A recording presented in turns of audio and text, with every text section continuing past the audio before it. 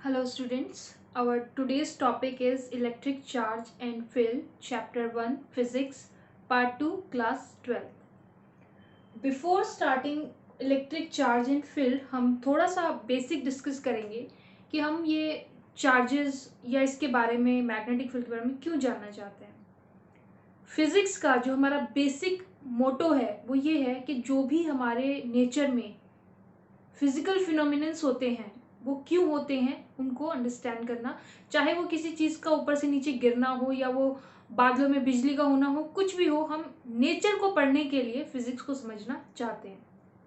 अब हमारे नेचर में चार फंडामेंटल फोर्सेस हैं: ग्रेविटेशनल, वीक, इलेक्ट्रोमैग्नेटिक और न्यूक्लियर। ग्रेविटेशनल फोर्स से आप लोग बहुत ज्यादा फेमिलियर हैं, आपने 11th में पूरा इसको डिटेल में पढ़ा है। कैसी नेचर है ग्रेविटेशनल फोर्स की? अट्रैक्टिव नेचर है, ये एक अट्रैक्शन का फोर्स है, ठीक है, अट्रैक्शन देता है ये आपको। वीक फोर्स की नेचर अभी अननोन है।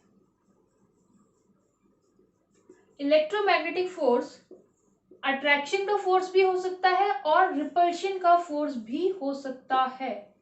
न्यूक्लियर फोर्स अट्रैक्शन का फोर्स है। रेंज क्या है ग्रेविटेशनल फोर्स की? वेरी लार्ज, ये बड़े बड़े हेवनली बॉडीज के बीच में वर्क करता है। Weak force small range, weak है। इलेक्ट्रोमैग्नेटिक वेरी लार्ज, ये भी हेवनली बॉडीज और लार्ज डिस्टेंसेस पे वर्क करता है। Nuclear force very small within the nucleus, within nucleus. ये आपका जो न्यूक्लियस होता है किसी एटम का, जिसमें प्रोटॉन और न्यूट्रॉन रहते हैं, इसमें जो फोर्स लगता है अट्रैक्शन का, जो इलेक्ट्रॉन को खुद से बाइंड करके रखता है, वो फोर्स होता है न्यूक्लियर फोर्स। तो आप इसका रेंज समझिए। एक न्यूक्लियस की जो साइज होती है वो लगभग 10⁻⁻15, ये आपकी साइज है, एक न्यूक्लियस की साइज जो है। ये ऑब्वियसली बहुत ही स्मॉल रेंज हुई है इसकी।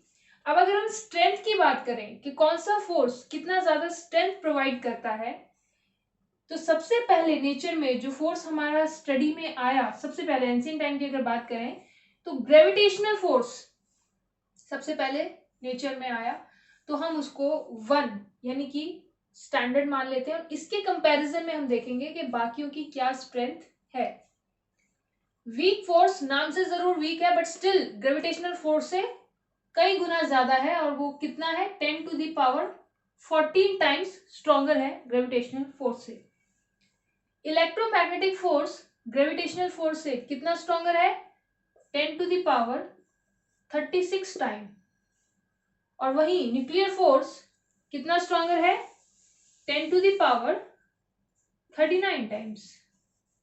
यानी कि अगर हम नेचर के चार फंडामेंटल फोर्सेस में ये बात करें कि कौन सा फोर्स सबसे ज्यादा है, तो वो है न्यूक्लियर फोर्स सबसे ज्यादा है। इसीलिए ये कहा जाता है कि हाँ, न्यूक्लियर एटम बहुत ही डिस्ट्रक्टिव नेचर है, क्योंकि इसका फोर्स बहुत ज्यादा है। जब भी एक्टिव रेंज में आएगा तो बहुत ज्यादा इंपैक्ट दिखाएगा।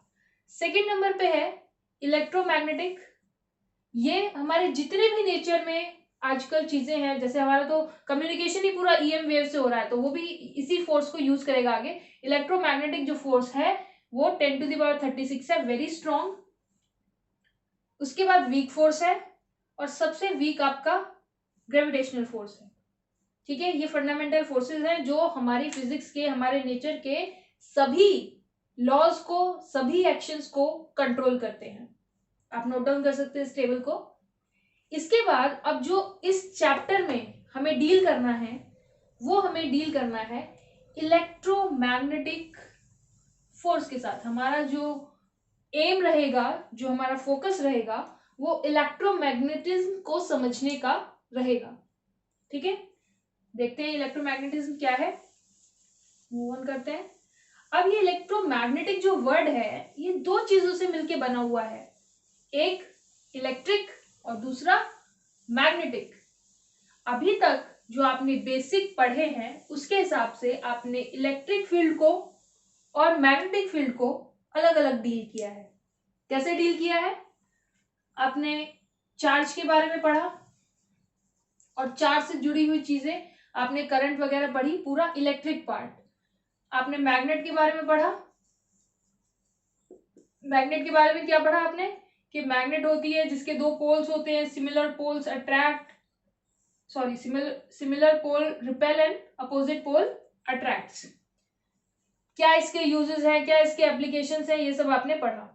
लेकिन आपने इन दोनों का इंटर रिलेशन नहीं पढ़ा। आपने करंट को पढ़ा, आपने मैग्नेट को पढ़ा, अब आपको पढ़ना है इनका इंटर रिलेशन। इंटर रिलेशन क्या है? इंटर रिलेशन ये कहता है, सबसे पहले ऑरस्टेड ने, आपने क्लास 10th में पढ़ा है कि ऑरस्टेड ने एक बार एक एक्सपेरिमेंट कर रहे थे वो, तो उनका सेटअप उनका ऐसा कुछ रखा था, बैटरी और एक कंप्लीट पाथ था जिसमें कुछ करंट फ्लो कर रहा था। एक्सीडेंटली उस सेटअप के पास एक मैग्नेटिक निडल रखी हुई थी, मैग्नेटिक निडल, जो कि फ्लक्चुएट करने लगी, ये फ्लक्चुएट करने लगी, हिलने लगी ये निडल। तो मैग्नेटिक निडल कब फ्लक्चुएट करती है? जब वो किसी मैग्नेटिक फील्ड में रखी हो।